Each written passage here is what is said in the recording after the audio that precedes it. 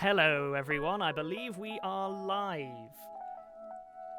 Are we working? Hello. I can hear you. Can we hear you, Alasdair and Marguerite? Hello. Hello. Hello. In which case, I will Yeah. hand over to you, Helen, for a much Hi. more sensible kind of vibe. We're just voguing. Warm up vogue. Yeah, just having a little dance over here. Hello everybody. Welcome to this special live episode of Enthusigasm, which is the show in which we talk about a few of our favorite things. I am your host Helen Gould, one of the best Rusty Quillers, and I am the head of inclusion, and I am a vocal actor in all three of the main public Rusty Quill shows, and this is mine. Enthusiasm is mine, and I get to run it. Or baby. I would like to go round.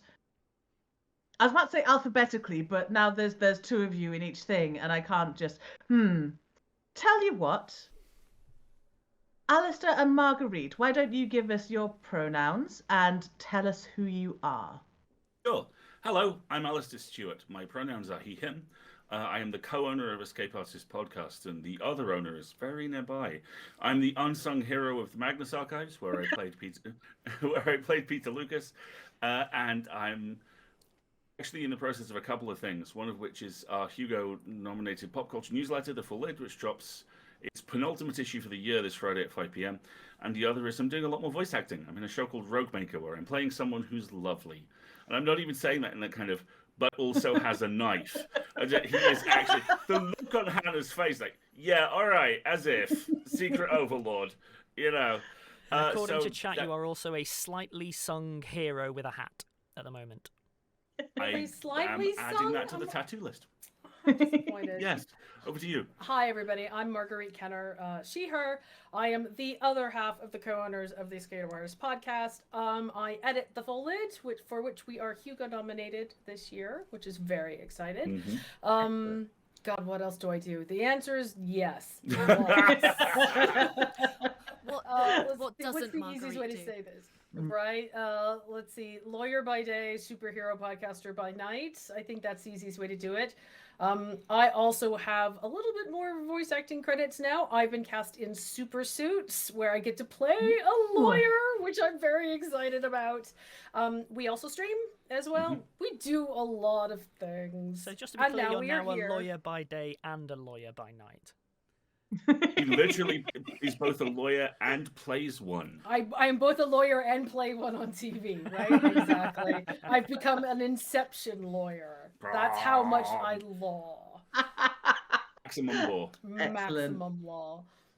Sort of on Well- CBS, Marguerite's Law. I mean, I'd watch it. I think we all would. Alex and Hannah, would you like to give us your pronouns and tell us what you do? Yeah, so my name is Hannah Brankin, she, her. I am the COO of Rusty Quill, which is effectively shorthand for WD-40 person. I find problems, fire them, fix them, move on to next fire. Welcome to the club. Yeah, she's a bit of a fixer-upper. Like that song's probably about me. Yeah, and so yeah, I also have done little Easter eggy bits of voice acting, including things like Girl Down Well and Jane Prentice and other little bits and bobs when someone needs maybe 3 words, but we don't necessarily want to bring someone in for just 3 words. I end up doing a lot of You're the those. best at 3 words. Thanks. I've gotten the practice. Chat, by the way, I'm going to be boosting our volumes a little bit. If at any point I'm being a bit silly and it's too loud, let me know. I'm tweaking. Oh. Yes, that's me. What are you? What am I? Now there's a question. Explain yourself. That's a question I've been asked a lot. So, what am I? I am the bane to a COO. I'm Alexander J. Newell. I'm the founder and CEO of Rusty Quill, and I have voiced a lot, actually. Martin, a bunch of characters in gaming, a couple of things in Stellar.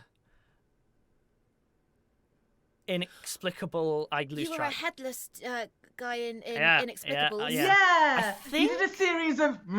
Yeah, I think I think I've voiced at least one character in every single show. And no, I didn't forget Jared chat. It's just, no one could understand what I was saying anyway, so it didn't really count. Series of exciting grunts. Oh, and he, him. Sorry. Wonderful. So, chat, I am sure you'll be very delighted to hear that what we are talking about today is comfort watches. Yes. The kind of things where you turn it on and it makes you feel better. That is our topic for today. And, apparently I should turn myself up. Oh, no. I can boost you at my end. Oh, excellent. Thank you. I'll do that. In Here which we go. case, I will let you do that, and I'm going to get on with saying the first question. You're now boosted. Thank you. We are going to talk about our favourite childhood films to begin with. I would like to know what you watched when you were growing up that has stayed with you and why you liked them. Because for me, it was Labyrinth. I don't know if anyone else is in the Bizarro puppet world fandom, but that's You're wrong. that and lovely songs. You're wrong. Labyrinth is terrifying. Okay, Labyrinth it is is terrifying, but that's why it's great. terrifying. Of course, he pops off with the controversy and then No, okay, no, viewing okay. about 1 comfort minute, viewing. 35 seconds. Straight out the gate. Straight out the gate. Okay. Yeah, here we go. Labyrinth Here we is go. terrifying the same way that the old British cartoon Sharky and George is terrifying. Never saw Sharky it. and George. Sharky Sharky and and George, the crime crime busters busters of the sea. Ba-da-ba-da-ba-da. Hanging. Absolutely, There we yes. Sharky and George. I So- have never heard of this in my life. So, heard of it okay, better either. example. Hanna-Barbera cartoons, right? Oh yeah, yeah. You know how they have Yeah. Flintstones? yeah. Scooby-Doo. Mm-hmm. So, to keep budgets down, they loop the backgrounds when they're running. Eventually it became a joke in its own right. So that used to give me Yeah. a lot of existential dread as a kid because I realised that the world was very small in a kind My of God. Magnus-esque way. And I didn't have the words for it as a kid, but it terrified me. Labyrinth hits the same note. That is a scary world. It's too small and it's odd and it terrifies me. There's nothing comforting about Oh my it. gosh. Blah. What is wrong with you? Well, it's one of those things It's a world where everyone off you uses go. other How are you, people's Hannah? hands to manipulate things. It's horrifying. Puppets is where childhood goes to stay rather than where childhood goes to die. Like my favourite, I watch it at least twice a year, and it doesn't have to be Christmas. Muppets Christmas Carol. Puppets again. Chat agrees with you on this one. Oh, Michael Caine pretending like he cares about little puppets that are freezing in the snow. Like, what more could you possibly want? And yeah, Labyrinth, absolutely. David Bowie just surrounded by sort of his little demon doers. that horrible also little bit. just little tiny How can you grossness. Like, compare these fantastic. two? Muppet Christmas Carol, brilliant. Labyrinth, terrifying. Also brilliant, but terrifying. I would use it as a fable to my eventual children, though. Like, I'd be like, oh, if you don't eat your dinner, like, we'll send you to Labyrinth place. And then See, the little... Labyrinth is a Yeah, warning. yeah, but it's still a childhood film. Chat's right. Labyrinth makes me think of like Dark Crystal. Okay, it's hitting the same kind of like puppets gonna get ya. I like don't it. know what That's it what's is great about it. movies or like those are comforting to children. I think it's easier for young children to identify with puppets and like not concentrate on what we as adults look at as like the absolutely horrific elements of Labyrinth and the Dark Crystal. Really, you're draining the essence from people? I should make a note of this for when I grow up. You know. I am still a little hung up. Not surprised. Note, I'm not saying surprised, but a little hung up on Hannah's. Yeah, Labyrinth is a childhood control mechanism. They'll be 10 before I give them internet access. They'll think it's real because when they go out of line, like, that's not real, Mum. You could just go, I have a documentary to show you. All I'll say is, Oh, has dear. David Attenborough proved it's not real? Because by that point, he'll be gone, and everything Oh. and everything he says will be perfect. so, How is this comfort viewing? This is the least. Oh, no. The energy. Oh, This is no. my fault. The energy of this is way off. this is why I'm not invited places. I'm sorry. Now this is me. No, I've I knew this would happen. Oh, I knew chat, this would chat happen. is unimpressed with you. Oh my god. 5 minutes in and we've got, well, David Attenborough will be dead soon, joke. Okay. Chat, All right. chat are unimpressed with you. Chat are really unimpressed with you, Hannah. Hey, Raider. Oh, we've got a raid as well. Hello, raiders. We're currently forgetting what Great comfort timing. viewing even is. You know rescue what? us. Okay. Rescue us, Helen. Talk more about the Muppets. Talk more about the Muppets. Lift us out of this hole. So okay. Muppets are comfort viewing. Okay, genuinely are. I just Jim like Henson. Labyrinth. Yeah, Jim Henson. So like Labyrinth is not in the Muppet sphere. Muppets comforting. Labyrinth terrifying. Muppets Christmas Carol. Muppets Treasure Island. Wonderful. Dark Crystal is gonna come and get you while you're asleep. They're just not. They're not in the same band. Does that have anything to do with them being puppets, or does that have everything to do with stories, their universes? I think it's the design, for me at least. Muppets are all there like, we're basically a cartoon that's real. Whereas... A bunch of hippies who took over a building and don't have any money and are trying to get by. Exactly. I'm well on board with that. As opposed to the Skeksis, which are like... The picture a Skeksis is seagull, terrifying. right? Yeah, right. Rotted and fired through a member of Iron Maiden at about subsonic speed. Any species of which you have a member voiced by... help, name... are we talking about... Mark Hamill. Yes. As like a Joker analog, you got to ask yourself, oh, these are not the goodies. Now, are they? So I've planted my flag. Jim Henson, those ones See, scary. but here's the thing about the Muppet movies. I think you're absolutely right that the earlier ones are absolutely comfort viewing. We all love Muppets Christmas Carol. Who does not love Tim Curry and Muppets Treasure Island? Hello. he's so you want to talk about good. people I will weep when they Tim cast Curry, in this full mortal stop. coil. Good lord. We watched Gonzo's Halloween Muppet movie that came out this year. Which one? Disney Plus special. yes. And it's okay. Bounces not the completely same, off though, that is it? vibe. It's really not the same. And I can't tell if that's because I'm an adult looking at what is ostensibly pitched towards children now and going, ooh, I don't resonate with that. Or if it's because the way the Muppets are written is very different. I mean, they had their own TV show and it was skewed hard for adults. Yeah. And I hate to admit it, but I think that really corrupted something about the core of how people identified with the purity of the Muppets, so that anything that came after it is a little, oh god, I'm kind of braced for a bad adult joke, you know? It just doesn't have that same suspension of disbelief purity that I associate with the earlier Muppet movies. So anything early, sure. Recent stuff, well, there's some great artwork that's being built around Piggy as a CEO, which, you know, style goals, great, but not what I would call comfort viewing.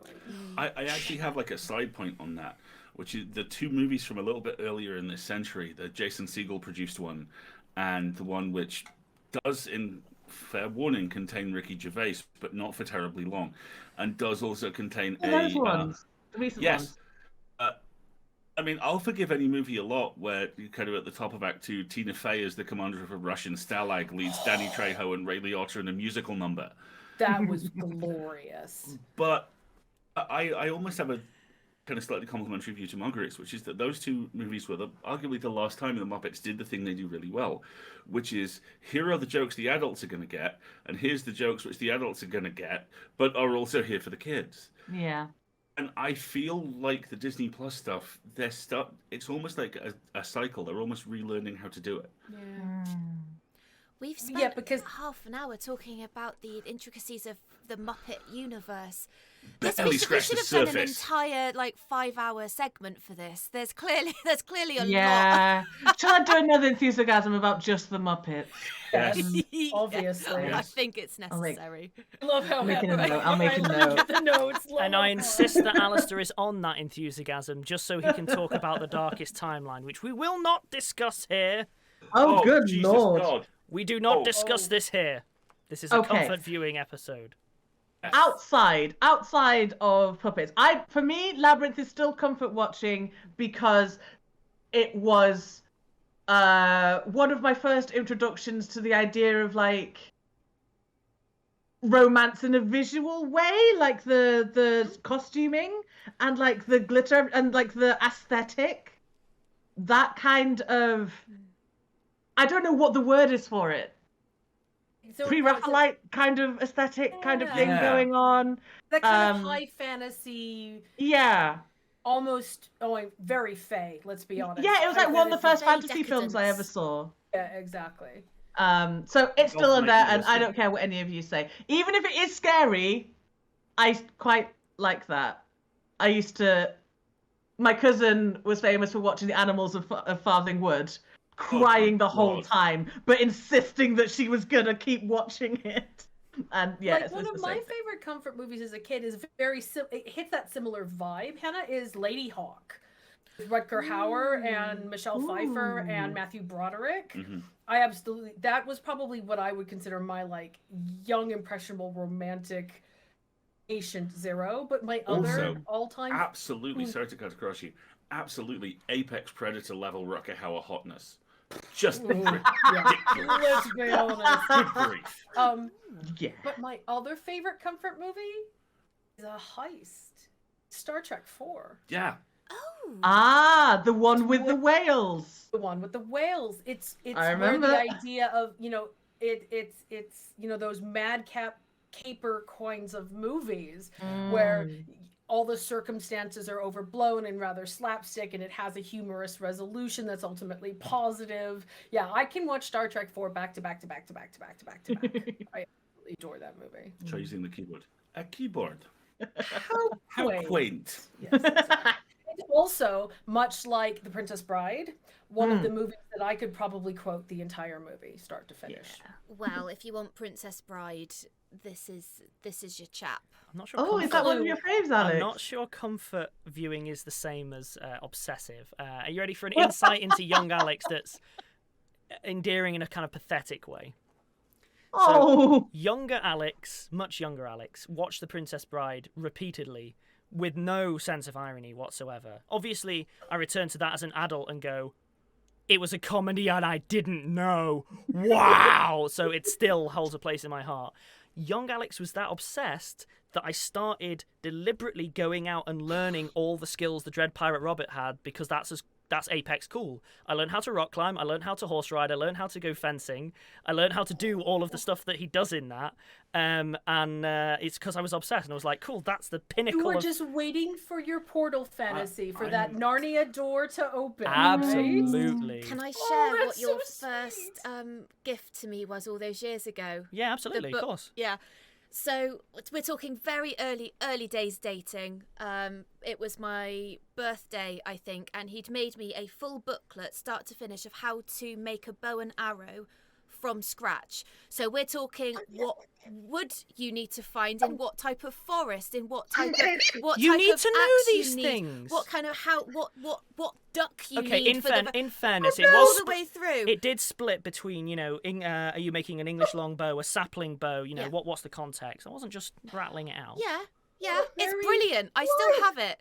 And it's That's because amazing. my Very favourite... mixed reactions to that. It's terribly sweet and also maybe a little worrisome. Like, Accompanied should with, I I made I was you. so in. I also made you a yeah. flint and tinder box, because Flint and tinder box. if you kept going, eventually it got as far as how to make a tarred arrow that you Yeah. can use to, fight. Like, this is important. Massive arsonist as well. So yeah, it was perfect. And to loop it back round, it's because my favourite of all time is Your comfort, absolute comfort viewing. Robin for you. Hood, Prince of Thieves. Ooh. Best film ever. I don't care that it's made in a redwood forest that is nothing to do with Nottingham. I don't care that Kevin Costner has an American accent. It is brilliant. Alan Rickman's in it. There's pew pew. There's fire. There's so much fire. And it was the first time I'd ever seen anyone that sounded like me on television, and it was the forest husband and wife, and she's like, all right, my lover, like, I likes a good hanging, I do. Like, Oh, I'd God, never yeah. heard that before, and it became such a phrase in my household. It still is. Yeah. Oh, it's just so comforting to me. That's so sweet, though, to That's find that amazing. sort of Yeah. identity connection. Mind at you, a let's young not Right. loud it too much. The "oi likes a good hanging" isn't exactly like. It isn't Like, like oh my tip-top. god, for For sure. sure. I'm from California, and like the only identity I get is like Mean Girls. And Oh. there's a thing I have to tell you about the movie, other than that you're right and you should say it out loud. And it is that the Isle of Man where I grew up was so deeply, deeply weird that we actually fell into this weird little cinematic twilight zone, where for what I can only assume are legal reasons, we would occasionally get cuts of movies that would not be released worldwide for one night. This is why a friend of mine for 20 years was convinced she was mad, because she had seen a version of Robin Hood, Prince of Thieves that was 3 hours long and had a really intricate subplot about the Celtic chieftains. Yeah. Oh, yeah. Yeah, I haven't been able to find it. Oh my goodness, I can't believe we're finding this out live stream. This came up because Hannah's mentioned this before, and in the nicest way possible, I went, there are no Celtic chieftains in this film. You thought I dreamt There's it. an entire plot about them. No. Okay. All right. Okay. Oh my God. You and I, Alistair, we need to have a chat. We need to find. I need names. I need addresses. I got you covered. It's all good. Fantastic. And we all learned something in the end. Oh, chat is seriously into the extended Robin Hood, Prince of Thieves cut. We need to find it. Wow, chat's seriously into this. Oh no, one person's like, vindication! Ah! Oh wow. If we can't find it, we'll just have to make it. Not. Next project. So that's your next Next project. 2023. 2023, folks. You don't want me near it. I'll give it a sad ending. You won't like it. I love a good hanging I do. I know which part I'll play. I'll be Forest Wench. Sorry, but yeah, that's my comfort viewing. I adore it. You can probably tell. Sorry. I want to mention something that so few people seem to have seen. Only I seem to have seen it, and I had it recorded on video, like with the adverts in them and everything, and like a little bit of the snatch of the program on before. Nice. It was, I think it was on Channel 5. Okay. It was a TV miniseries called Merlin, with Sam Neill as Merlin, and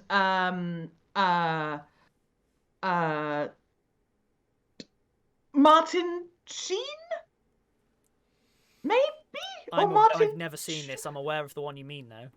Oh, it's so weird and amazing and scary. Helena Bonham Carter in it. Yeah, there's with Helena Bonham Carter in it as well. What? And Isabella Rossellini. And apparently Giles is in it. Yeah. Giles from Buffy. No, Anthony he's not Head. in it because I was introduced to him with Buffy. I would remember if he was in Merlin because Sam Neill is Merlin. Oh, and Miranda Richardson. Apparently, everyone's yelling out. Miranda Richardson. I just calls it as the chat sees it. Blackadder, Sleepy Hollow. Yes, Miranda Richardson's in it. And it's amazing. It's all about the life of Merlin and like what happens when he meets Arthur and the whole thing with Galahad, and Merlin has like this woman that he's in love with, and like he has to save her from a dragon. And it's great and stupid, and it's 3 hours long, and the whole thing's on YouTube for free in like a terrible, terrible resolution. Please, we like proper tracking lines across the middle. Oh. Perfect. That's what I'm going to wake up at 2:00 this morning, Helen. He's going to be watching it on the iPad. I just know Actually, now I think about it, Rude. I think that is almost like a qualifier for me. Bear with me. I'm going weird here. It's getting go meta. for it. Comfort media for me is okay. anything that is sort of VHS quality with tracking lines through the middle. And for you younguns, if you were watching it on a VHS tape, like actual tape, you put it in, you press rewind, it takes 20 minutes to rewind, then you press play on your VCR. You would get these lines on it, which is because it's been rewatched so many times that you get these little imperfections, and they grow the more it's rewatched, to the point where as a kid, like a little kid, I would watch stuff to the point where tracking lines are proper a chunk of the screen. For me, any time I think of comfort viewing, I'm always thinking of it in VHS with tracking lines, because it's something so well loved that you've watched it to the point it's falling apart, and that's a really specific sort of age I fall into Stuff. there. Yeah. But that for me is like Robin Hood, Prince of Thieves. Basically, everything we've listed is your VHS that. Ferris Bueller's Day Off. See what I mean? Like the second that you think of the ones that you remember having the tracking lines are all the ones that I'm like, yeah, that was. I wore a hole into the Lion King VHS copy. See what I mean? Wow. That's exactly what I mean. Like that's how you could tell this is back in like the 90s. That's how you could tell what someone's favourite film is. They didn't have to tell you. You just put them all in and see the one that looks the worst. And you're like, gosh. I really liked, for me, that one was, I had a tiny trampoline and I used to jump on the trampoline while watching Labyrinth for like hours on end. That's the most adorable image. Oh, bless. That's such a sweet image, Helen. It really is. It had handles so you wouldn't fall off. It was like a little round trampoline with like some handles you would just hold on to and just bouncing up and down. I love how much glee you're just there going. And I'm seeing just like adorable pom-pom pigtails, and it must be so cute. But the animated film that was my favourite and was also scary was The Black Cauldron. Yes! Black Cauldron's scary. Black Cauldron. Terrifying. It's a really scary film. No, with the little Furby that likes apples. Oh, munchings and crunchings, munchings and crunchings. Oh no, that's really accurate. Yes. Yes. Oh my god, I loved that movie. And I also loved how like it was like that.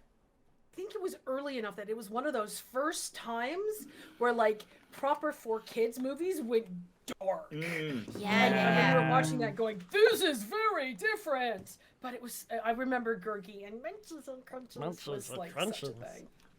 Oh, Gurgi. Yeah. Yeah, Gurgi Oh came my up gosh. recently. Okay, so this came up in a similar one. For certain people who saw this is immediately going to trigger childhood. Okay. And this came up in conversation when someone was talking about a show and I was like, I don't remember that. This is nonsense. This is nonsense. What's that? What's that? What's that? And then I suddenly remember this was comfort viewing as a kid where like, even as a kid I was like, I'm watching this because I want to feel nice, not because it's, you know, that kind of kid passion. Noah's Island, and a lot of people are going to be like, I don't know what that is. Anyone who knows this phrase will hoisky poisky. And someone in chat is just going to be like, I remember that. Yeah, chat's going off. Hoisky poisky. Noah's Island was a comparatively low budget animated series about an island that basically moves around due to stuff. And it's this island of animals, and they basically man it like a ship. They had like a polar bear captain, and they had like a little, I can't remember what creature it was, but it's like hoisky poisky. And that was a very popular one for me. Where Was the intro all of them in the sea swimming towards the island? I think it might have been. I'm trying to remember. Was that polar bear? Yeah, the polar bear was the captain. Are you thinking of Planet Earth, Helen? Apparently, everyone's agreeing that yes, that was the intro. I had to have a long, difficult conversation with the people who wrote Lost. If only they put the polar bear in charge, they'd have all been much happier. A weird comfort for me that no one else liked. Hunchback of Notre Dame. Oh, the soundtrack for that though is incredible. Beautiful. That's not comfort viewing. That's something I will put on just to listen. Well, like It's my family are interesting you quite say heathen, that so because I've never heard we've it been before. talking about comfort viewing as being media, and a lot of times for me, comfort viewing isn't viewing, it's music, and specifically when you can put the two of them together. Fantasia was the first movie I ever saw as a child in the cinema. Mushrooms. Oh. I will sing the dance of the mushrooms every year. And then they did the new one in 2000. They did another Fantasia with the flamingos and the yo-yo. Yep, and yep, yep. that James is- Jones. Yeah. I can, like, every year for Christmas, I want to watch Firebird one. And every year for Halloween, I have to watch Nightmare on Bald Mountain. I have to. I was so scared of that as a kid, I would bawl my eyes out. I refused to watch the entirety of Fantasia. And it wasn't even just that one. Fantasia scared the life out of me. Oh, was it the mountain? I mean, the with mountain's the worst flying bit. The and mountain's the worst bit, but it was some of the, like, psychedelic, Sorcerer's Apprentice, like, huge chunks. Like, as an adult, I love it. As a kid, terrified me. I wouldn't go near that film. I'd leave if I saw it on the TV. Dumbo, terrifying. Drunk elephants on parade. Horrifying. That is frightening. Oh, yeah, Awful. this is not an acid trip, honest, of Dumbo. Yeah, absolutely. It was almost God, as I bad love as Fantasia. Pinocchio. God, I had to be carried screaming out of Pinocchio terrifying. because of the bit where they turned into donkeys. donkeys. Donkey. Absolutely, it's horrifying. Oh my God. again, all I'm seeing is lessons for future children. That's all. I learned Savage. those Love the food, lessons. more curricular. Yes, exactly. But that's a really good point, Marguerite, about because I was thinking of this in terms of like TV and film as well. But the greatest hits of the Carpenters on all of those trips that I used to go on, like with mum and dad in the car to wherever, and it was always the same, and it would skip on exactly the same track on exactly the same moment in the song, because then you have to flip the cassette. Yeah. And so now if I hear like on top of the world, look at that one. Down on creation. Yeah, exactly. Yeah, banger. Yeah, I don't know how it finishes, because I'm always expecting it to like stop, like the anticipation, like Yeah. anticipation. In the same way, I have whole playlists of music which I always listen to on road trips, because I have such memories about this is how you go on a road trip, as you listen to this music. Or like we were talking about Fantasia, like I did classical percussion as like a kid, and then college and stuff. So like any piece of music that I've performed has a real specific like emotional heavy note in it, and either it's like, you know, really comforting and relaxing, or literally makes me nervous. It's like, oh god, my solo's coming up, you know, that kind of thing. And I think that's why Fantasia is one of those sweet spots for me, because Beethoven's Sixth Symphony, the Pastoral, was one of the things that I performed. And it's like the finisher, really sweet little animation sequence at the end of the original Fantasia. And it always has this just really soft spot, like to the point where I don't want to listen to other arrangements of the Nutcracker. I specifically want the arrangement of Fantasia doing the Nutcracker, because I have such a specific association with the right way to do the Dance of the Sugar Plum Fairies pulsing action with the cymbals, and I don't like it when they have like the concertina play that, and I want to hear the piccolo play it, you know, because that's how it's arranged in Fantasia. Seriously, I've heard it go, come on. Yeah, I get really upset when they put on other versions. I'm like, no, that's not the right one. I have to listen to the right one. I know exactly what you mean. Yeah. This is going to be very nerdy, but I get like that with translations of ancient Greek tragedies and epics. That is Because totally if it's not the ones I nerdy. first read, it's not the right one. Right? I get that with Beowulf. No. Bro, That new version is legit. the new version is Go with it, awesome. bro. I love the translation. It translates it as bro. I'm like, yeah, I'm cool with that. Then you watch Yes, I Hawkeye, need to read that one. You're like, bro. Right, I feel it necessary to raise the bar here. I'm going to start telling you about some proper comfort viewing instead of me just saying everything's terrifying. And I know at least one other person in the room shares this. In fact, two of you do in different angles. All right. A, this is main category and then subcategory. Main category, disaster movies. I find them very, very comforting. I'll just leave the two of you. Go on. Is The Day After Tomorrow. a comfort view? The Day After Tomorrow is a comforting movie. I'm plowing on. I'm plowing on. Let's drill into. And I'm using this word specifically. Let's drill into this, Alasdair. What is the most comforting movie ever made? The Core. The Core is the most comforting disaster movie ever made. Great fact. Absolutely. The Core is a disaster movie where for no reason at all the Earth's core has stopped, and the only way we can stop it is with lots of nukes in the center of the Earth.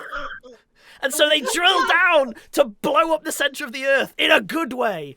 That is comfort viewing. The Core is... You've been to a bookstore recently, then you know that Stanley Tucci has a memoir out right now where he talks about his life while he's And cooking. it's lovely. It's very lovely and very sweet. And one of the stories he tells is about a movie he was on in 2004.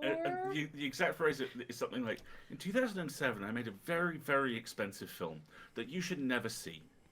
That's all he says. And he's talking about The Core. He's absolutely talking about The Core. That is comfort Alex. viewing. He Massive flops in the disaster movie area. Talk about your disaster movie love affair. I will be doing this very much in the style of a character from one of my other comfort films, Sorry, Married an Axe Murderer, where Mike Myers, as his own dad, rattles off the people who run the Pentaveret. The Core, Armageddon, Yeah. Day After Tomorrow, I think I actually applaud every time the trailer for upcoming movie Moonfall shows up. He does. He's so excited about that. If the tagline for that is not "Fight the Moon," I will want to know why. Moon's gonna That's get the you. premise. That's the premise. Moon's gonna get you. Watch out. It's gonna get you is the premise. It's gonna be Yes. really comforting. I can't speak for Alex on this one, but the reason why I find these movies inherently comforting, I'm actually going to pull from the core on this, because the writer of it has talked about this a lot, is the fundamental thing there is this awful thing has happened to the planet, but it's okay. Smart people know what to do. Yep. And there are kind of two levels to that. There is the, oh, thank God, smart people know what to do. And if you are a kid who's 5'11" and 18 stone by the time he's 15 and is trying to work out whether he's gay or whether he should just become a priest or whether this whole having to take a car ride into school with the person who's teaching me English and all this other, basically my adolescence was somewhat horrifying. You're right, chat. Moon's haunted. And as a result of that, I found myself parking in big stupid movies which were all about clever people who could help a lot. So you put something like that in front of me, and I'm just like, oh, Definitely. No. oh, thank God. 100%. James Bond does Volcano, Dante's Peak. Yes. Fantastic. Oh, which is geologically accurate, by the way. But again, there's two types, and they both work in the same. Sorry, they both work almost identically, but in slightly different ways. Which is one is, oh, it's all bollocks, but the smart people all get together and they fix it. That's the older style ones, and then you have the Sorry more for modern. the language, chat. Oh, sorry. And then you have the more modern ones, which is like, oh, everything's ruined. But this one smart person tried to warn them, no one listened. But then the smart person and anyone who listens to the smart person's okay. I.e. Independence Day? Someone in the chat has also just invoked San Andreas. Ooh. I've See, that's seen not that. on my list, actually, but I can see. Don't Arguably, rush. I'd say Pacific Rim as well. I also Yep. know there is a script for a San Andreas sequel, which will probably never happen, which was, and I swear I'm not making this up, The Rock leading a multinational team of volcano fighters, This is very traveling the planet, dealing with the entire ring of fire around the Pacific Rim. This is Fire. so Fascinating. It's fire, but from the earth. It's like the ultimate arsonist volcano. Right? Yeah, Fire, Hannah's but big from- fan of volcano. Hannah, Okay, you are nothing if not on brand. now, so which This is is not just more- fire. Which is more comforting? Okay, Dante's Peak, Mm-hmm. Pierce Brosnan versus a normal volcano, or Volcano, where there's a volcano in the middle of LA, and it's the Tommy Lee Jones. Yes, it's Tommy Lee Jones and the entire city versus LA's on Yeah, fire. Which is more comforting? Where he plays hopscotch with lava. Yes, the one he Yeah. runs quick enough and it's okay. He just So- runs fast. So which is more comforting? Dante's Peak. for me. I would have to go with Dante's Peak. I agree. And Dante's Peak is the movie where a granny gets acid laked to death at one point. Yep, melts. Oh, Okay.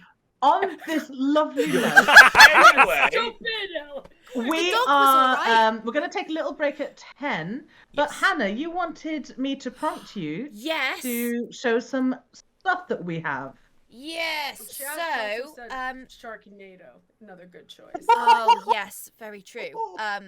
Speaking of nothing to do with Sharknado or disaster movies, people who actually make good in the world. Action Aid! Action Aid! Yay! I have t-shirts. There is t-shirts. There is t-shirt to go. I think we've already hit the pledge amount for this one, to be fair. But I thought I'd show you what we have. So we have a bunch of transfers. We've got some tattoo stuff. We've got some really beautiful art and posters and things. It's really nice. Um, Genuinely, It's really good. darling, actually. Really nice designs. They're doing This is a my really favourite. they're doing a really beautiful campaign at the moment. My body is mine. So Oh, cool. and I realise it's women and children, but the point is anyone who has never quite felt like their skin was right for them at some point because of society. Yeah. That's the point of this. So yeah, it's just absolutely beautiful. We've also got obviously Centrepoint Youth Homelessness charity in the UK, and also Mermaids, who help gender diverse kids as well. I think we've already hit another £500, so I think we're coming close to the 7,000 mark already, which is really, really cool. Chat says 66.94. Yes. At least that's what just scrolled. Sorry, yeah, lovely, you're nearly lovely, there, lovely. nearly So Nearly yeah. there. So yeah, we've got some lovely bits and bobs that we'll be giving away and sending out to someone a day or two after the event. And I think the next pledge goal is at £9,000 for a bunch of Madcraft game keys for a game that hasn't even released yet. Mike played an absolute blinder. I have to be honest. It hasn't even come out yet, and we've got 5 key codes for someone to win to play with their friends when it releases out. How do you store all this in your Nice. head? What's that like? I'm just brilliant. He is. Let's be fair. And I care. Like, it's important, and these are good There is that. charities and they're good people. So, like, yeah, so thank you for that. I just wanted, whilst I've got one on, you won't be getting this one, chat, unless you, I don't know, pay extra or less. I don't know how that works. Internet's a weird place. Okay, there, Hannah. Let's not. Comfort So anyway. Comfort. Yes, viewing. so we have a fresh, lovely one, and a bunch of Killed beautiful Alex. stuff as well. Thank you for the prompt, Helen. I didn't want to forget. Breathe, Alex. Breathe.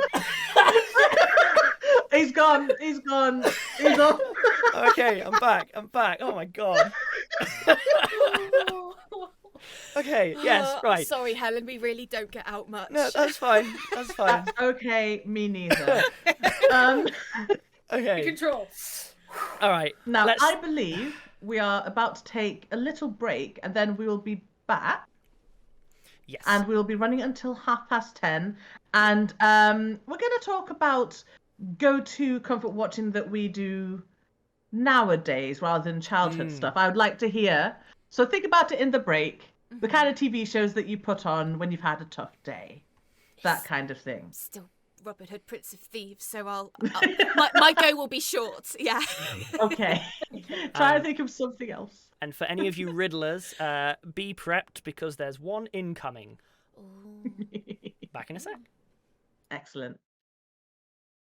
We're all back. Hello, everyone. Hello.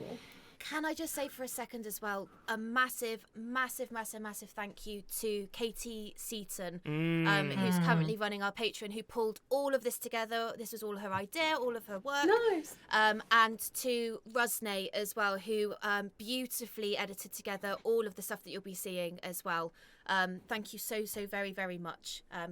It's going quite nicely, actually. I'm really enjoying these little bits and bobs added in between. I like Thank goodness. I was going to say, what I do like is the idea of pushing a button and then it working and just sitting back, but, you know, that requires basic competence. Just press the right button. Can't have everything. Yeah, basic competence, that's what I like.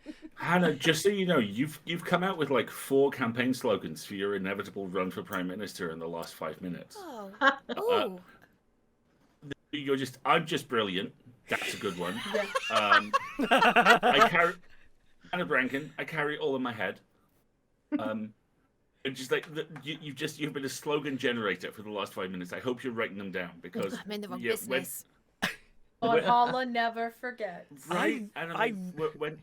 When your inevitable political ad is just Hannah, go on, yeah, you wanna. Obviously. Brankin, obviously. That's it. I love, Right?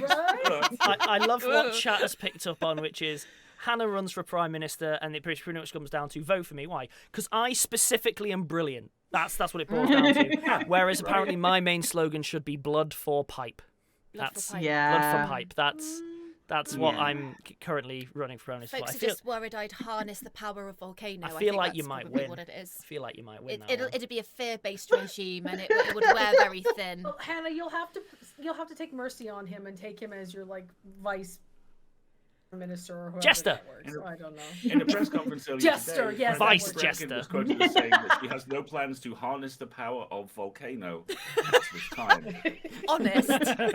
Honest. Very good. Sorry. Right, they're all chanting blood for pipe, so Blood I'll for take pipe. that. On that. Bless you, chat. Bless So- you all. Go to things to put on when you need a pick-me-up or when you just want to feel better about something. I recently got back into Schitt's Creek. That's been really nice to rewatch. Show. That is Such a one that lovely I show. started watching and was like, why would people choose this? They're all horrible. I hit like end of episode 1, I was like, oh, hit episode 2. But that is the Beautiful. gift that gives you a tiny amount over and over again. And so at some point you find yourself with this massive pile of like loveliness. The less they have, Yeah. the more they have. It's a beautiful, beautiful Really liked that show. mantra arc. The way I found myself viewing Schitt's Creek is it's a show that Arrested Development thought it was. Because Arrested Development Sure, did yeah. did 5 years of, look at these awful rich people, they're going to learn nothing. And Schitt's Creek did 6 years of, look at these awful rich people, they're going to learn actually everything. And you're going to love that's them why when they do. Yeah. That's why I made the face, because I don't think Arrested Development was trying to do that at all. Because that's why I don't enjoy Arrested Development.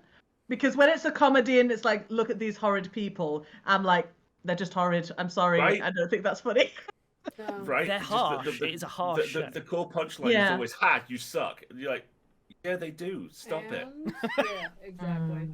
So chat's actually named 2 of mine, both of which I discovered comparatively recently. Yeah. One is The Good Place, where I did see it when it was still sort of finishing up, so it's been a while, but that's a recent one where that one caught me and I was like, oh yeah, that's comforting. The other one is one that I've worked my way through recently, which was Avatar, Last Airbender, and I did follow it up with Legend of Korra. That was one that I started watching going, I need something, I need abnegation, like I need something that is chewing gum for my face and just... And at some... Sorry, I'm really sorry. Chewing gum for your face. Chewing gum for your face is a show that I can watch and just do this. It's been a long day and I just need to...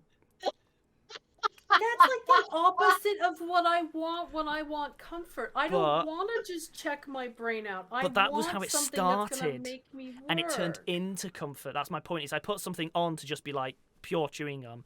And then as it ran, I was like, oh no, I really care.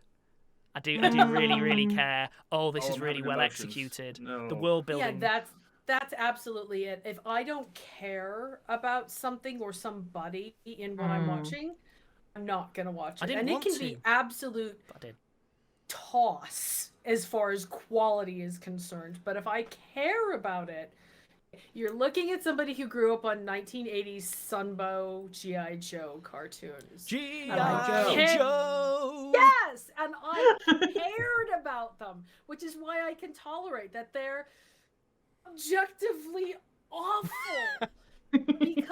And the reason why I care is because I have 2 sisters and there are 3 female G.I. Joes. And so my sisters and I each identified with one of them. Oh, and that's nice. rooted for each other when there was their girl who was on the show.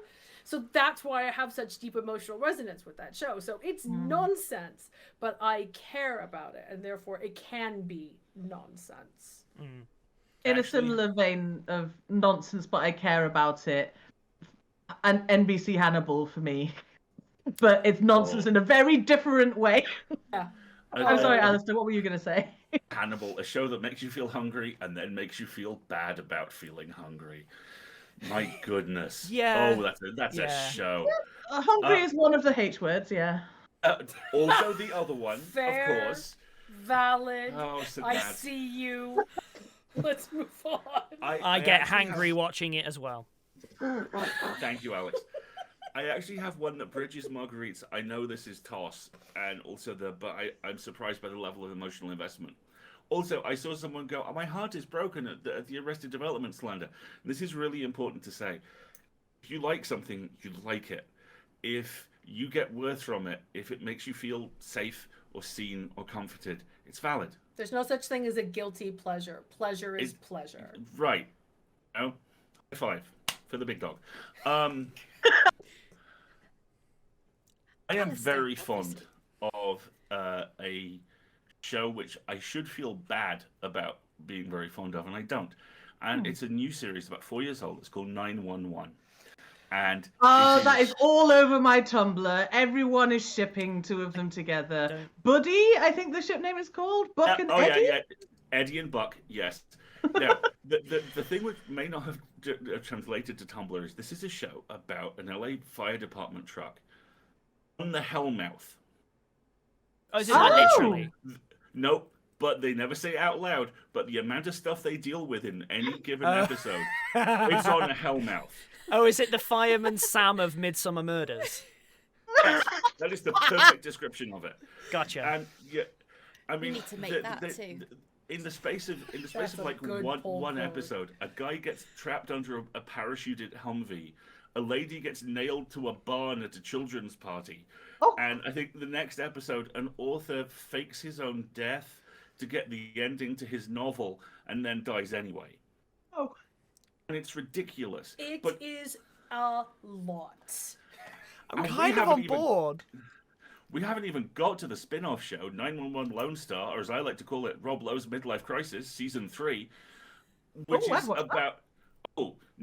it's another fire engine in Austin, which looks exactly like Los Angeles because he didn't want to move, and it is awful and occasionally brilliant and wonderfully nuanced and written. And then a guy gets a Humvee on his face, so it kind of delivers everything all at once.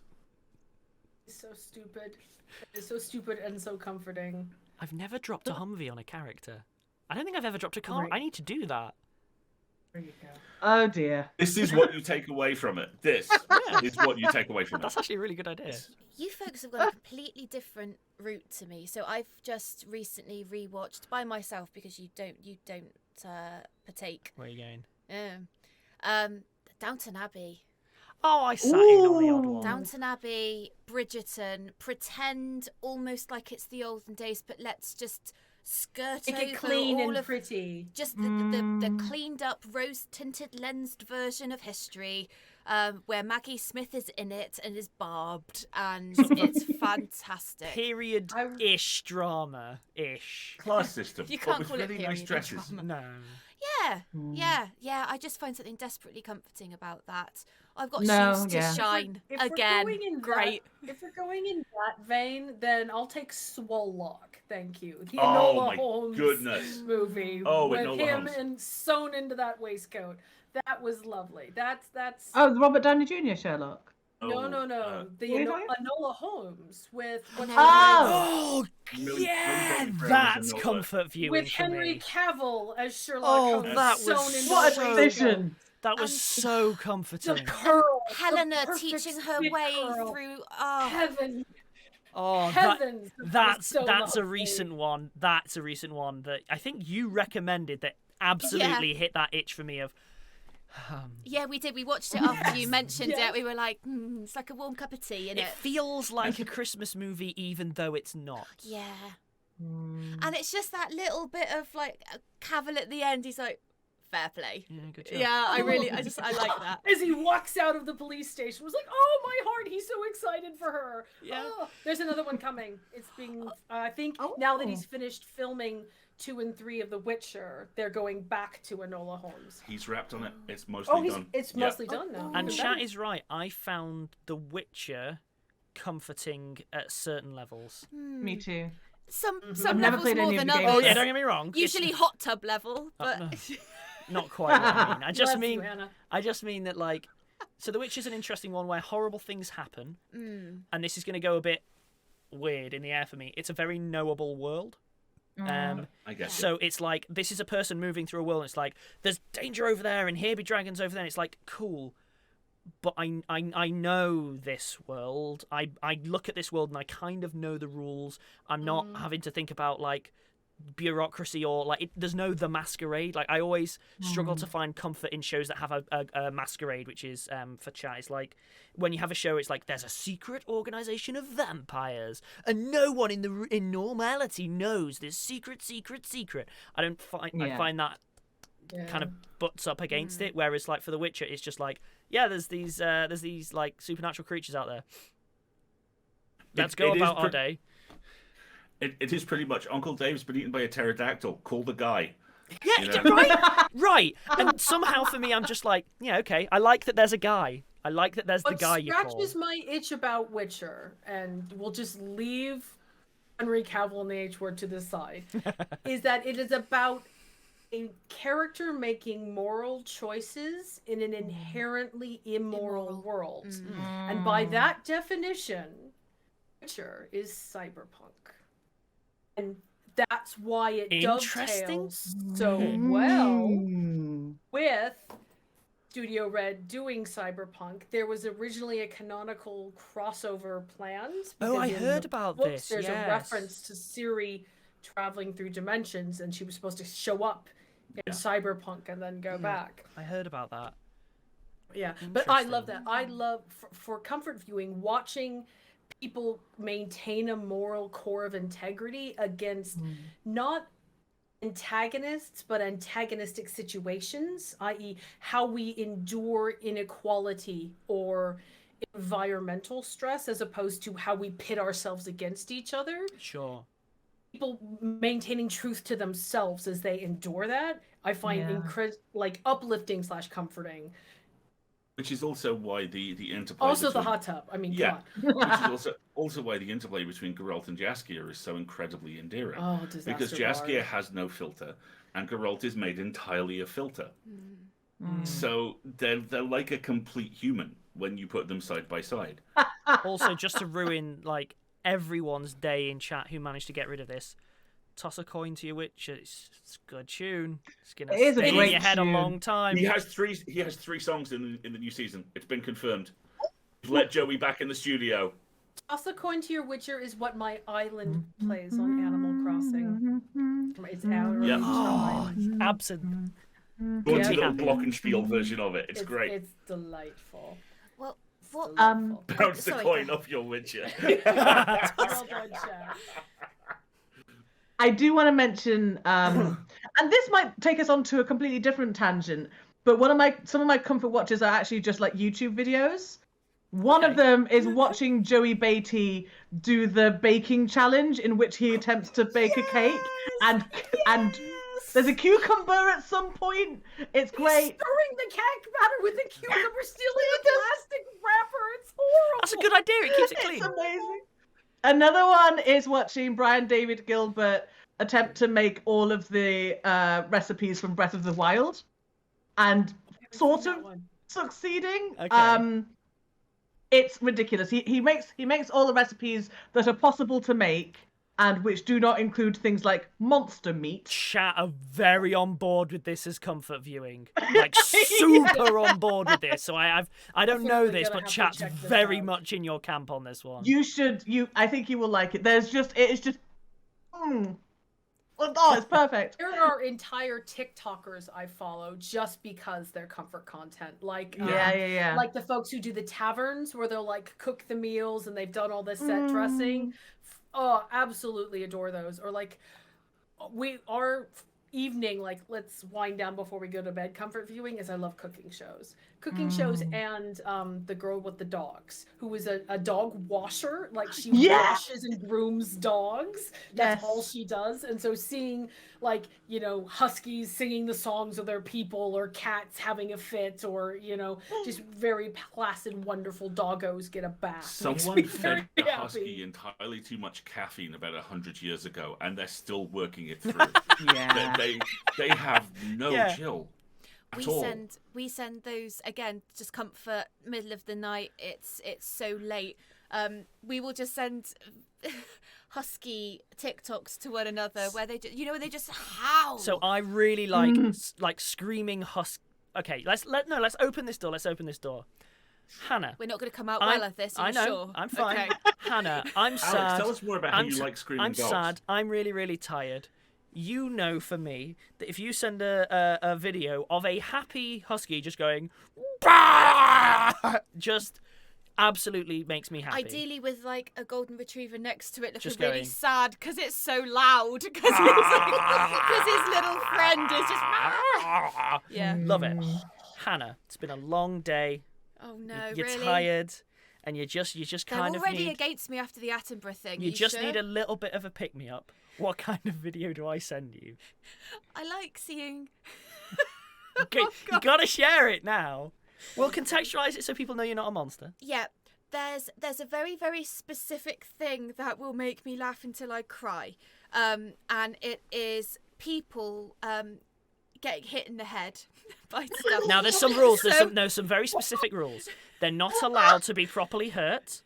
Is rule number one. Rule number two is ideally it's from their own stupidity. Yes. Someone doing something along the lines of like, now I'm gonna do this triple backflip stood on this railing, and then they flip, and then they don't get hurt, but they just go donk. Ooh, ah. Yeah. So no skull crack, no head trauma. No, but nothing to do with the face, but it just has to be a bang.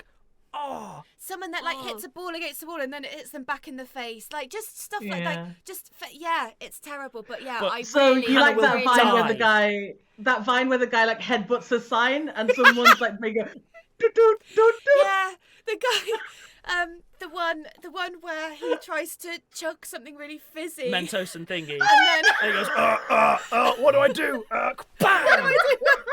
In the panic, hits his head on the garage door. She'll be just thinking of it will set her off for a long time. This is the nuclear option. This is the nuclear option for Hannah needs to feel better, and I don't use it too much. Yeah, she's gone. Me and Martin are friends on TikTok, and sometimes we do just send each other TikToks of people just falling over. Yeah, she's gone. Just the thought of it. That's what comforts me. That's terrible what you say out loud. No, we're very clear. It's not that you like seeing people injured. You like them inconvenienced for their hubris in the head. So if the Darwin Awards were like a video ceremony, that would be very much up your alley. Look soon to Rusty Quill. Inconvenienced by their hubris. I have no tissues for you. We'll just sit here leaking. People being hit in the head, but not that hard. Oh my gosh. People falling into things. Because I'd be out by number 3. Oh, sorry. Yeah, chat's got it right. Soft fail. Soft fail. They like it's a specific. Fail. Hannah likes a very specific type of soft fail, and I know what it is when I see it. Where I'll be like, "That'll do it."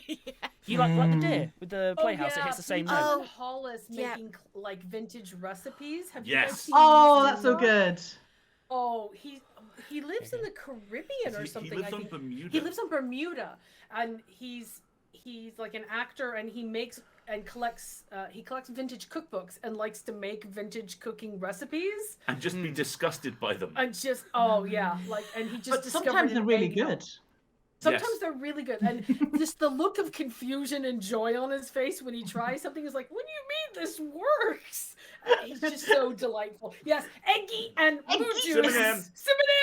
Oh yeah, we yell cinnamon at each other when we're cooking it. TikTok is so good for that kind of stuff. Though. Fire!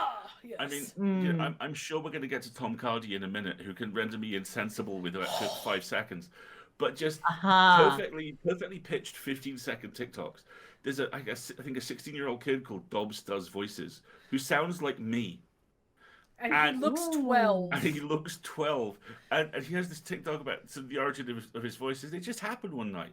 You know, I went to sleep and I was like, all right, Mom, I love you. And then I came downstairs the next morning and I was like, yes, I would like pancakes for breakfast, Mother. And the delivery on it annihilates me. Yes. Marguerite has a special tone of voice. If I've got my headphones in, but I am laughing so much the sofa is shaking, having watched the TikTok, and I'll hear, just give it to me. And I'm like...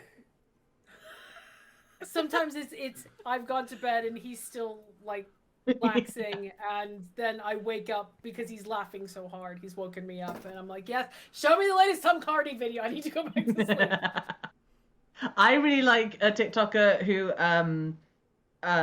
it just like takes animal videos and just dubs over them with like what they're saying, but like just finds like there's this one where like there's a raccoon and he's stealing the cat food that's outside, and the cats are there, and he's like, yes, I'm just from the raccoon union, I just want to check your food. Yeah. Oh yeah. You want to stand it? And then at the end he's like, it was a lie, there's no raccoon union, and it runs away. Similar vein, I take great comfort in Bunny the talking dog. Oh yeah. Oh yeah, of course. I was telling you about that, Marguerite. Did you get a chance to see it? Oh yeah. Bunny knows too much. I don't know.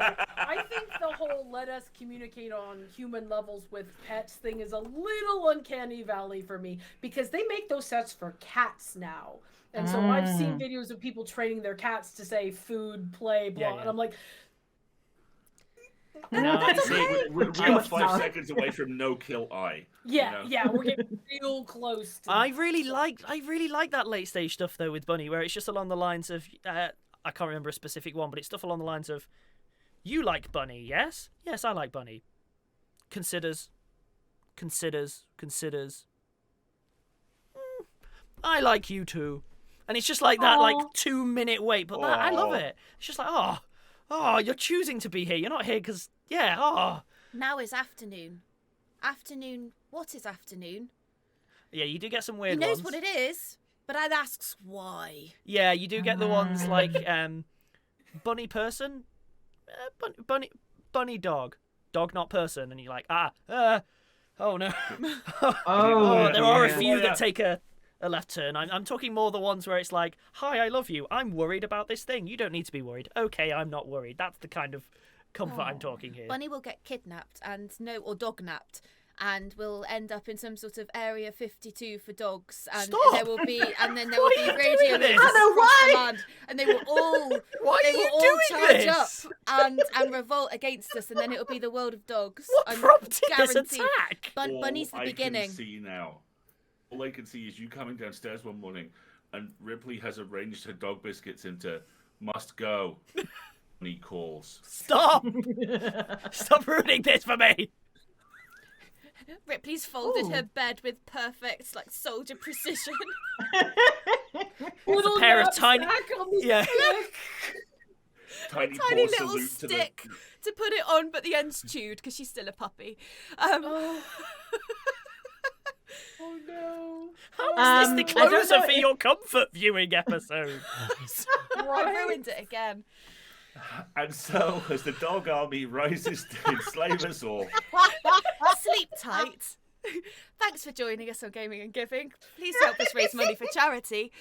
We provide Hannah, comfort. I mean, Helen, even. Oh, God, I'm gone. Helen, please rescue us. Please steer us onto the nice so and sorry. get us Well, an we've out. got 4 minutes left. Yeah, okay. What I will say is that I have seen a screenshot in our back-end Discord of us reaching £6,969. Nice. Nice.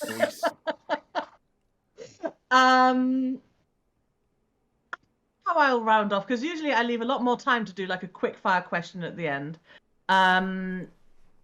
Because picked I don't know, desert island comfort. You get one. Yes, pick one. Okay. Pick one show to take with you to the desert island. Leverage. Okay. either a very carefully curated 6 seasons of Doctor Who or The West Wing. Ooh, nice. There's a lot of the West Wing as well. Yeah. It's not the clever choice, but it is the right choice. It's Robin Hood, Prince of Thieves. Bless you for Damn consistency. Yeah. Straight fact. No lie detected. The same 90 Love it. minutes for all time. Yep. So mine is Helen and Hannah know this one, which is that I did something odd, which is the reason I have my career is the Lord of the Rings films, and even as a kid, I deliberately never saw the extended editions so that I could save them for myself, and I'm going to be watching them soon for the first time. That's the plan anyway. So as a result, You didn't invite me. no, of course you are. I mean, with you, Helen. Yeah, That was the deal. we just didn't want to make everyone else sad. Well, now it's a whole thing. now Sorry, But anyway, yeah, no, I've chat. deliberately We'll never seen just them. go. It's If I'm on fine. I mean, If I'm on a desert island, the idea that I'm trapped on a desert island and never got to see those, that would be my comfort viewing. 'Cause Lord of the Rings already is, but the idea that I finally get to open that present to myself, that is a ring of hell Best I way would to create do that. specifically for you. Best way to do that is if you're American at least, is the day after Thanksgiving. Because it's 14 hours Yes. to do all three back to We back. just hit 7K, by the way. Yes! Oh, well done! Thank you. Thank you so Um, much. Thank you In so, their so much. pajamas, and watch and bring all their leftovers and sit around all day and do it. It takes 14 hours to get through Yeah. all three of them extended cuts. It's a Boxing Day thing, isn't it, really? Yeah. Yeah. Go on then, Perfect. Helen. Yeah. What's yours? What's your desert island comfort viewing? This is a controversial one. because it won't be Hannibal because there's only 3 seasons of it. I'm gonna watch The L Word on Oh. Field. Oh, there's 6 Interesting seasons of ridiculous drama and Bet Porter ruining my life repeatedly.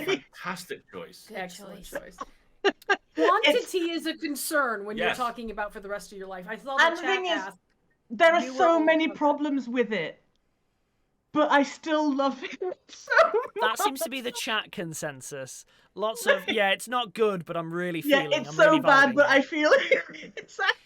Quantity isn't so much my issue, it's more the percentile of Alan Rickman. So if you've only got one film with lots of Alan Rickman in it over the course of that desert No, I get that. existence. I get that. Yeah. So I stand by mine. Quest.